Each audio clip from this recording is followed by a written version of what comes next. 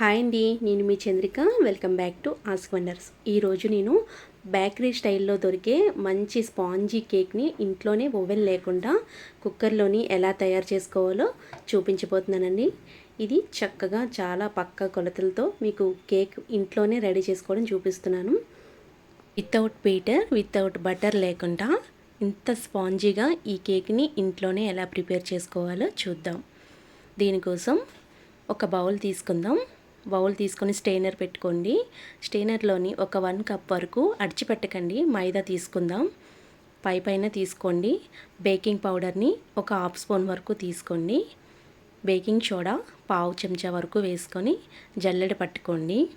పట్టుకున్న మిశ్రమం బాగా కలపండి. కలిపిన తర్వాత పక్కన పెట్టుకొని మిక్సీ జార్లోని ఇప్పుడు ప్రాసెస్ చూద్దాం. 1/2 కప్ వరకు షుగర్ వేసుకోండి. 1/2 టీ స్పూన్ వరకు సాల్ట్ కూడా వేసుకోండి. ఇది మెత్తని పౌడర్ లాగా చేసుకోవాలి. షుగరు చూస్తున్నారు కదా, ఇలా మెత్తని పౌడర్ చేసుకోవాలి. దీంట్లోనే మనం 1/2 కప్ వరకు ఆయిల్ వేసుకోండి. నేను ఇక్కడ సన్ఫ్లవర్ నూనె అయితే వాడుతున్నానండి. ఒక 1/2 కప్ తీసుకున్నాను. నెక్స్ట్ 2 to 3 eggs వరకు తీసుకున్నాను. ఒకవేళ మీరు 2 eggs తీసుకున్నట్లయితే మిల్క్ తగ్గించుకోండి. నేను ఇక్కడ 3 eggsని అయితే తీసుకొని ఒక 2 స్పూన్ల వరకు మిల్క్ యాడ్ చేసుకుంటున్నాను. ఒక 2 స్పూన్స్ వేసుకుంటే సరిపోతుంది. మీరు ఒకవేళ 2 eggs తీసుకున్నట్లయితే 1 స్పూన్ వేయండి. నేను ఇక 1/2 చెంచా వరకు వెనిలా ఎసెన్స్ అయితే వేసుకున్నాను. ఈ మొత్తం బ్యాటర్ని అంతా కూడా స్మూత్గా పల్సిచ్చి 1 మినిట్ వరకు గ్రైండ్ చేసుకోండి. చూస్తున్నారు కదా, ఈ విధంగా స్మూత్గా క్రీమీ స్ట్రక్చర్ రావాలి. తర్వాత మనం కలిపి పెట్టుకున్న బ్యాటర్లోని ఈ మొత్తం కూడా వేసుకొని మన దగ్గర విస్కర్ ఉంటే విస్కర్తో చక్కగా ఉండలు లేకుండా కలుపుకోవాలి. బాగా మిక్స్ చేసుకోవాలి. ఇక్కడే మనకి కేక్ ఎంత బాగా వస్తుందో అంత చక్కగా కలుపుకోండి. కేక్ బ్యాటర్ అయితే మనకి కేక్ చేయడానికి రెడీ అయిపోయినట్టే. ఇప్పుడు ఒక కేక్ బౌల్ తీసుకుందాం. ఆయిల్ను మైదా పిండి వేసి డస్ట్ చేసుకోండి. ఈ కేక్ బౌల్కి మీ దగ్గర బటర్ పేపర్ ఉంటే బటర్ పేపర్ని కూడా యాడ్ చేసుకోండి. అడుగున బటర్ పేపర్ని యాడ్ చేసుకొని పైనుంచి ఇలా స్మూత్గా రిబ్బన్ కంటెన్సీ చూసుకొని పడేలా చూసుకోండి. ఇప్పుడు హెయిర్ గ్యాప్స్ లేకుండా ఈ టిన్ని ట్యాప్ చేసుకోండి.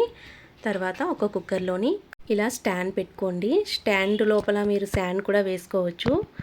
తర్వాత ఈ కేక్ బ్యాటర్ ఉన్న బౌల్ని ఇలా పెట్టేసి మూత పెట్టి 35 minutes to 45 minutes వరకు లో టు ఫ్లేమ్లో కుక్ చేసుకుంటే మనకి కేక్ రెడీ అయిపోతుందండి. మీరు ఓవెన్లో ఒకవేళ చేసుకున్నట్లయితే 40 minutes వరకు 180 degrees సెంటీగ్రేడ్స్ దగ్గర కుక్ చేసుకుంటే సరిపోతుంది.